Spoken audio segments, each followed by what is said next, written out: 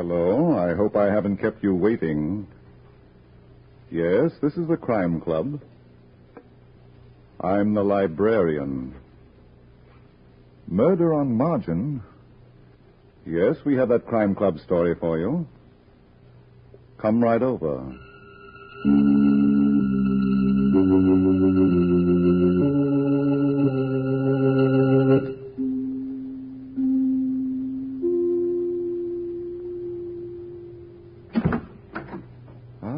You're here. Good. Take the easy chair by the window. Comfortable? The book is on this shelf. Here it is, Murder on Margin, by Robert George Dean. The very intriguing story of the stocks of passion and the bonds of death. Let's look at it under the reading lamp. It is late evening in a room of a shabby hotel in Midtown Manhattan. A trim, slick-haired man is eyeing the blonde girl sitting near him on the sofa. He watches her carefully as she pours herself a drink. You're hitting the bottle tonight, ain't you, Joan? That's the fourth one you've had. So what? Nothing. Only when you start guzzling like that, it's a cinch something's eating. I told you I was tired. Okay, baby, okay. Come here. Oh, please, Nick, don't. Yeah, you are tired, ain't you? Well, what do you expect? You know better than anyone else what a day I put in. You've had tougher days. Maybe I have.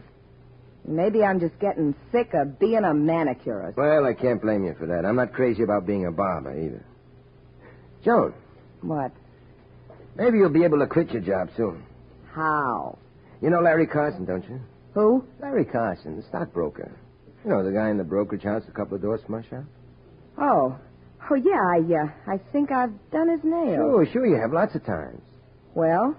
He's a smart trader. Knows the market inside out. Mm-hmm. Well, he's been giving some tips to Tony, who cuts his hair. And Tony's made himself quite a bundle. So what? So I've been talking to Tony, and he's going to pass them tips on to me. Oh. I'm going to start right away. Just as soon as Carson gets back. Gets back? Yeah. He told Tony today he was leaving town on a business trip. But he won't be gone long. What's the matter? Oh, nothing. I think it's a swell idea, Nick. You bet it is. Pretty soon I'll have some real dough, and then... come here, baby. Don't, Nick. Just a little kiss, honey. Don't. Huh? Hey, you act like I'm poison or something. I said, come here. And I said, let go of my wrist. Let go. Hey, you got a bracelet on under your sleeve. You're crazy. Am I? Come on, let me see it. No. Let me see it. My... Just a minute, sweetheart. Okay. Give me back that bracelet. Shut up. Diamonds, huh? Are you dirty two-timing liar? Who's the guy? I asked you, who's the guy? Larry Carson gave it to me. Carson? Yeah, it doesn't mean anything, Nick. I swear I've been playing him for a sucker, that's all. Playing him for a sucker? Yeah, just getting all I could out of him for the two of us. No, Nick, don't! For the two of us, huh? Come on, get up. Get up, I said. Joan. Joan. Are you all right? Get out. Get out! Okay. I'm going. So long, sweetheart.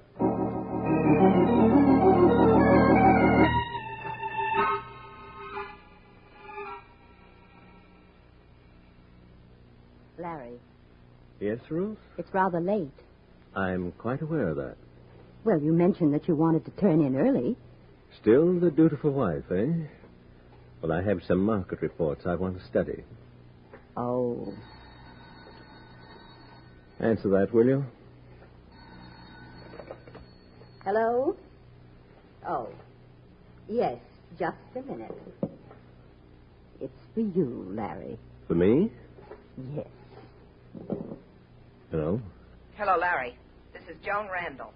I thought I told you never to call this number. I know what you told me, but I had to talk to you. Tried the other place and couldn't get you. I see.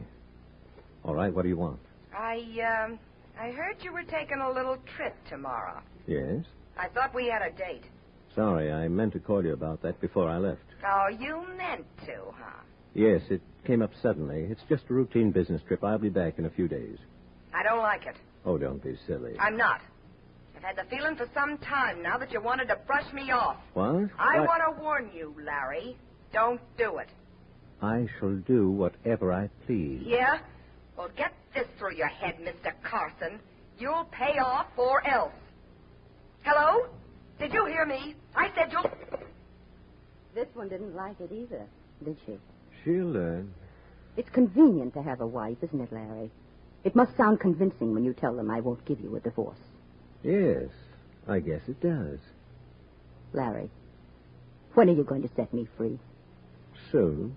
You've been saying that for months now. Carl and I want to be married, and I want a clean start. That's why I haven't begun any action myself. Yes? We don't want to wait any longer. I want a divorce now. Very moving appeal, my dear. But I confess I don't understand it. You and Carl Hamill? Well, he's strictly a lightweight. Is he? Then why did you ask him to be a partner in your firm? Well, it's quite simple, Ruth. I needed some money. No, I'm sorry I took him in. So is Carl. I don't doubt it. Larry. I heard you mention something about a business trip. Well? If you were to stay away a long time, it would delay my divorce. That's quite an idea. Yes. I've got another idea, too, Larry. Oh? What is it? I'm afraid I'd better keep this one to myself.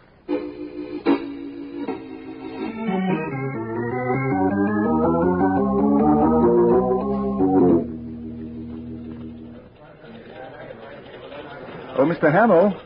Oh, good morning, sir. Can I help you? Well, yes, at least I hope so. I'd like to see Mr. Carson. Well, Mr. Carson is a very busy man. Oh, I know, Mr. Hamill. I've been waiting here outside his office since 10:15, and now it's 20 after. Oh, I see. Well, I was just going in to see Mr. Carson myself. I'll tell him that you're here. Oh, thank you. Oh, by the way, what's your name? Pat Barton. Pat Barton? The private detective? Why, yes. I want to consult him about some stocks. Oh, I'll be right back. Okay.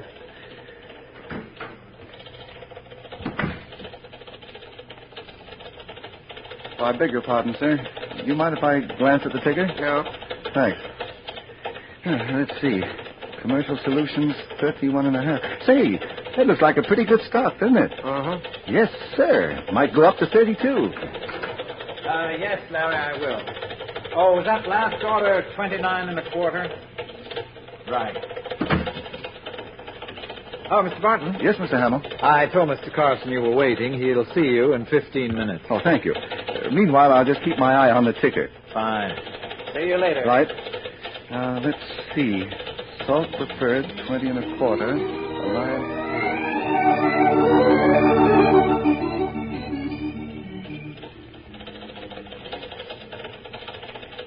All right, Mr. Barton. I think we can go in now. Okay, Mr. Hamill.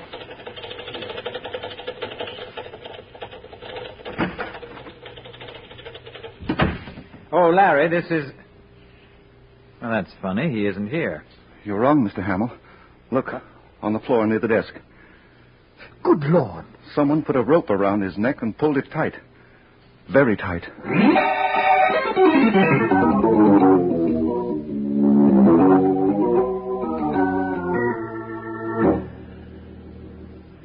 I swear I don't know how you do it, Pat, but every time there's a murder, you're right in the middle of it. Well, I'm sorry, Lieutenant Riley. It just happens. I don't arrange them. No, huh? Well, the way you solve them sometimes makes me wonder. Okay, forget it. Let's take another look at the late Mr. Carson. Okay. Let's see here. After he was strangled, he must have slipped to the floor. Mm-hmm. But that would hardly account for his mussed-up appearance, though. What do you mean? Well, his shirt is half out, and his belt is twisted. Do you think that maybe he was just a sloppy dresser? No, Lieutenant. You can see his suit was obviously just pressed. And look at the shine on his shoes. Uh-huh. I think the killer must have searched him. For what? His wallet was still on him and nothing was missing from it. Yes, but there wasn't much money in it. Did the medical examiner give you the time of death? Yeah, probably between 10:15 and 10:30. Uh-huh. I suppose that tells you who the murderer is, sir? Well, not quite, Lieutenant, but it helps. Yeah, a lot. What gets me is how the killer got in and out. Now, there's Carson's private entrance leading to the hallway into the street, and that's locked. Uh-huh.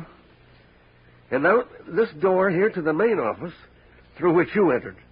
Now, you say that you were sitting right next to it from 9:45 on? Yes, and the only one who entered was Carl Hamill. I think I'll have a little talk with that guy. Mr. Hamill? Yes, Lieutenant. Would you mind stepping in here? Not at all.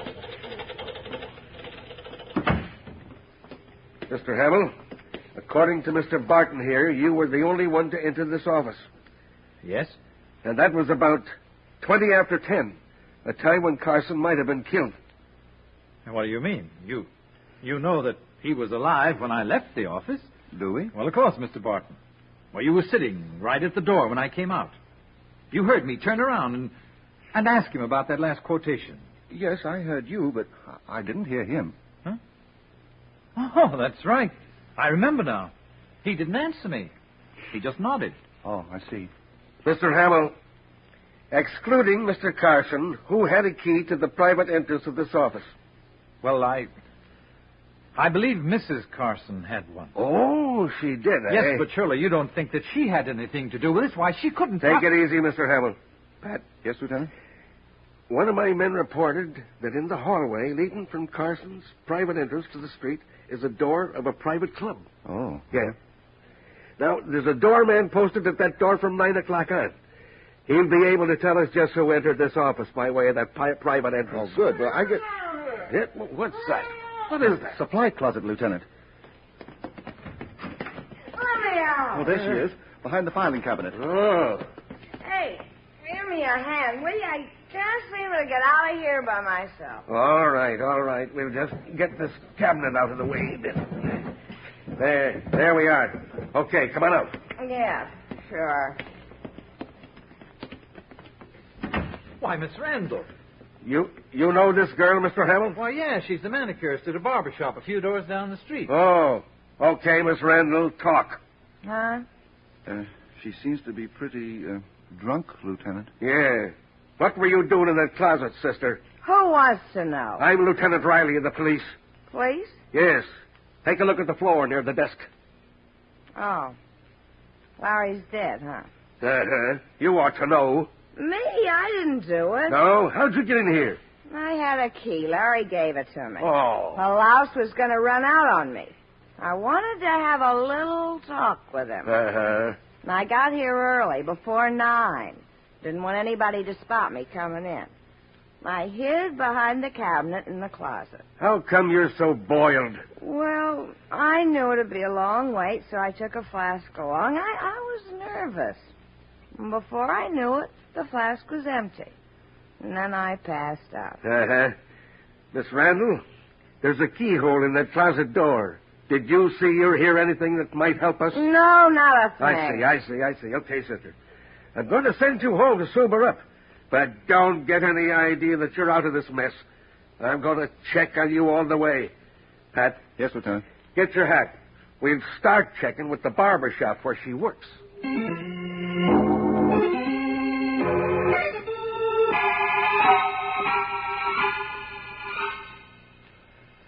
Were you Carson's barber, Nick?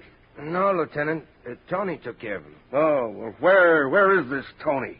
Well, it's been raining all morning. We were slow, and Tony and the others ducked out. They're probably chewing the fat in a cafeteria down the street. Uh-huh.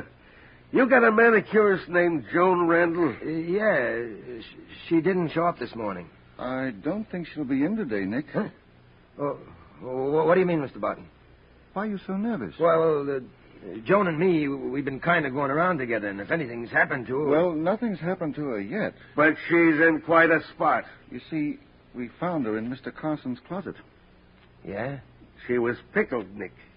Now, was that a habit of hers? Oh, well, when she's worried, she likes a couple of shots. Uh-huh. Nick, it seems that Joan and Mr. Carson were quite friendly.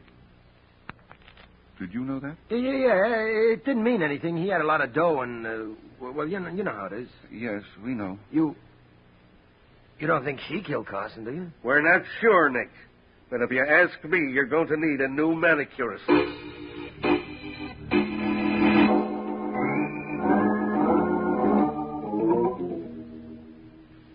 For me, Lieutenant, it is unbelievable.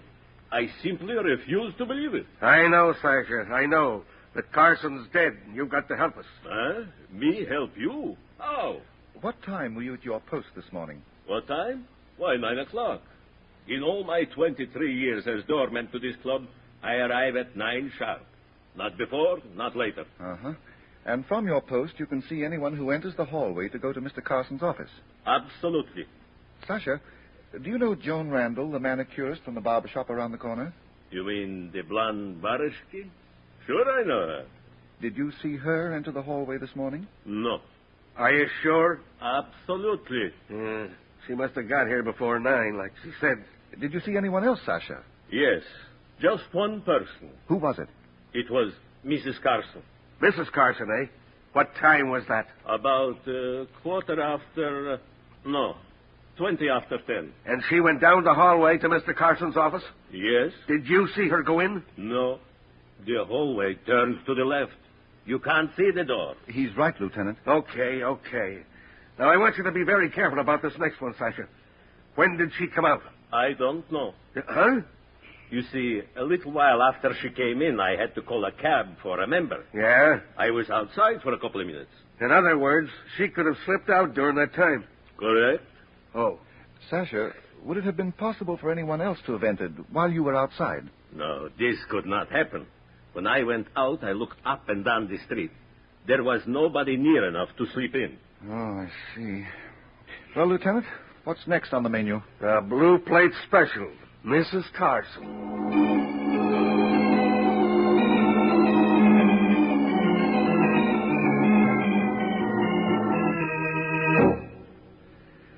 Mrs. Carson, do you have any idea who might have murdered your husband? No, Lieutenant. I have. Yes? Who? You, Mrs. Carson. Me? Yes. Why, that's absurd. Utterly absurd. For your information, you were seen going down the hallway to your husband's office.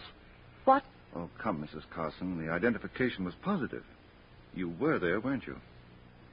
Yes, Mr. Barton. But I didn't see Larry. Huh? Oh, what do you mean? Well, I went up to the door of the office, and then I stopped. Why? The transom was open. I heard Carl, Mr. Hamill, talking to Larry. I lost my nerve and left. What do you mean you lost your nerve? Well, I guess I'd better tell you the whole story. Yeah, I guess you'd better.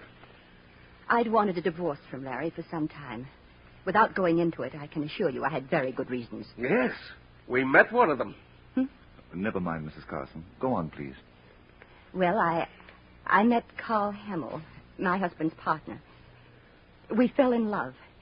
I told Larry about it and asked him for a divorce so that Carl and I could be married. Mm-hmm. Larry kept putting me off. Then last night I learned that he was taking a trip out of town. He said he'd be gone for only a short time. Yes? I had the feeling that he was up to something. You see, he was very spiteful. I felt that he was going to stay away to delay my divorce. I made up my mind that he wasn't going to get away with it. Uh-huh. This morning, I set out for his office for a showdown. I took a gun along. A gun, huh? Yes, but when I stood outside Larry's door and heard Carl's voice, I realized how foolish I'd been. I knew that I could never kill Larry. Uh-huh. I turned around and went home. Mrs. Carson, did you hear what Mr. Hamill and your husband were talking about? Yes. They were discussing some stock quotations. Did Hamill mention the quotation on murder? What do you mean? You don't think that Carl... Oh, no. He didn't kill Larry. Of course not. He didn't. You didn't. Nobody did. Only the guy's dead, and the commissioner wants to know why.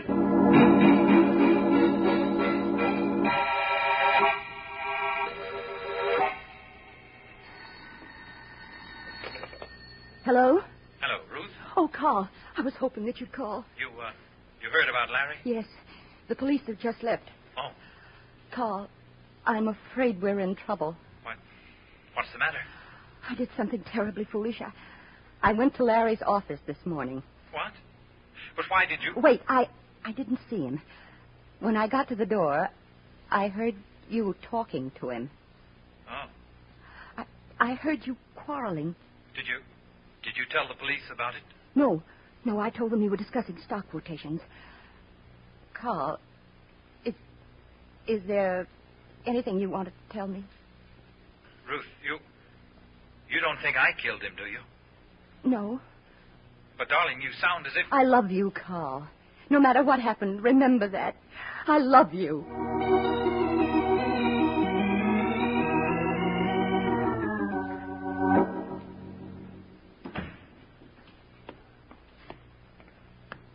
Good evening, Lieutenant. I made it as fast as I could. What's up? I've got some more pieces for our puzzle. You have? Yes. Do you remember when we examined the corpse? You thought the killer had searched him? Yes. Yeah, you were right. And whoever it was made off with $100,000. What? I had a man go over the books at Carson's. There was $100,000 missing from the credit balances. Mm-hmm. Now, it looks like Carson was going to take it on the lam, you see? And he figured on traveling light to throw everyone off guard. Yes, probably just an overnight bag and the money. From the appearance of his disarranged clothing, I'd say he had the cash in a money belt. Uh-huh. Did you speak to Hamill about this? Yes, and he was quite upset. Not only over the loss of the dough, he said. He was worried about the effect on the firm's business. Well, is there any way to trace that money? No, and I haven't got the ghost of an idea. Who can I... Wait a minute. Joan Randall. I've had the feeling that dame was holding something back. You think she took it? Either that or she knows who did. Come on, Pat. Let's get to her before she puts away another quart.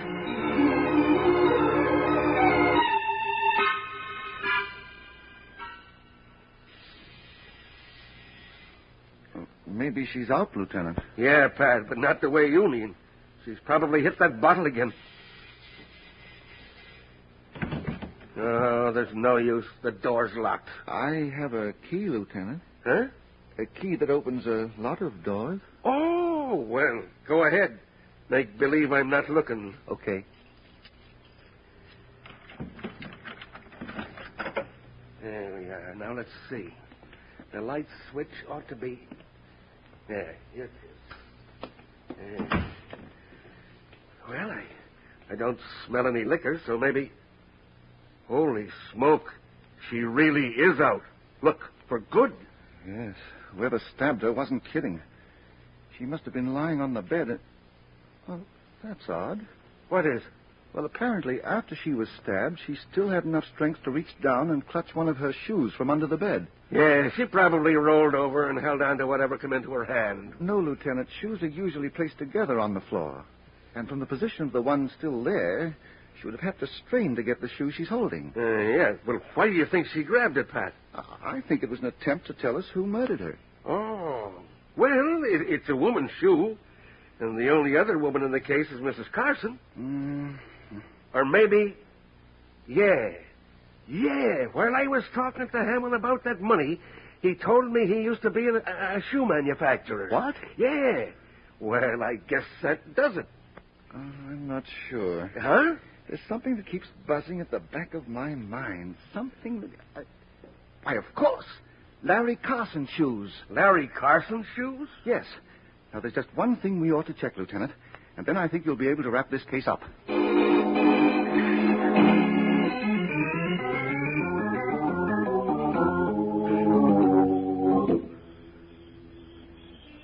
Better keep back out of sight, Lieutenant. Okay, Pat.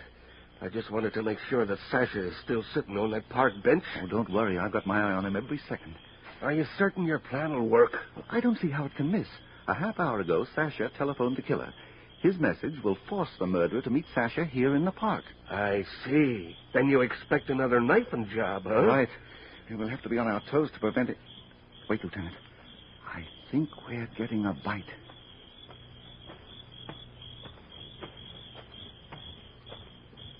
Hello, my friend. I was beginning to think you weren't coming. I thought maybe... Help! Get him, Lieutenant. Get him. Stop or I shoot! Good shot, Lieutenant. Are you all right, Sasha? Yes, Mr. Barton. Good. Is he alive, Lieutenant? Yeah, the bullet just creased his scalp. Okay, Nick, come on. Up on your feet. As a barber, you usually stand behind a chair. Well, now we're going to let you sit in one.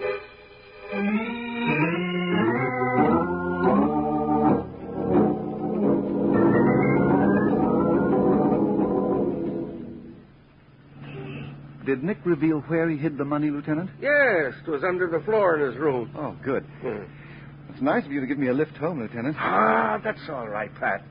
You deserve it. And Sasha, too. It was nothing at all. Only don't ever ask me to do it again. Don't worry, we won't. Say, Pat, how did you tumble to Nick anyway? Well, there was the fact of the shoes, Carson's and Jones. Uh-huh. Carson's shoes were shined, and that was peculiar. Why? Well, since it rained all morning, his shoes should have been spotted. Yeah, that's right. But I failed to see the importance of that fact until Joan was killed. She died in the act of reaching for her shoe. Uh-huh. And then it hit me.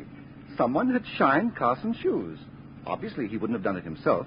So the only other possibility was a shoe shine man. Yeah, but where in the world? Well, since there was no shoe shine man involved in this case, I turned to the only person who could have impersonated one. Nick the barber. Exactly. Oh. He was alone in his shop. Not only the barbers were gone, but also the shoe shine man. I see. So Nick dressed up in the dark apron, carried the box, and got by. Uh-huh. Yeah. Wait a minute. How did he get into the Carson's office without Sasha seeing him? But you know, Lieutenant, there are some men who are invisible. Invisible? Yes. That is, they're taken for granted. Nobody observes them. Like a mailman, for instance. Oh. Well, a shoe shine man visiting the offices in a business building is exactly the same.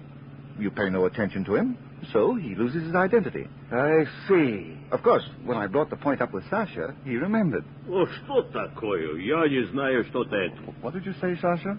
Never again. For the rest of my life will I get a shoe shine.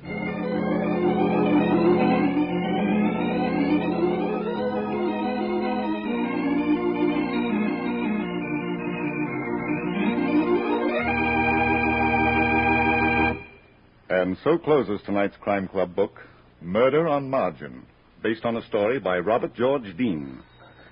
James Erthine did the radio adaptation, Roger Bauer produced, and Jock McGregor directed. Jack McBride played Lieutenant Riley, Julie Stevens was Joan, Helen Shields was Ruth Carson, Danny Ocko played Sasha, Barry Thompson was Pat, Joe DeSantis was Nick, and Sherling Oliver was heard as Carl Hamill. Oh, I beg your pardon. Hello? I hope I haven't kept you waiting. Yes, this is the Crime Club. I'm the Librarian. Yes, come over a week from tonight. Good. We have the very exciting story of a package that was wrapped up by death. It's called Murder Makes a Mummy. In the meantime? Well, in the meantime, there is a new Crime Club book available this week and every week at bookstores everywhere. Yes, it's available now.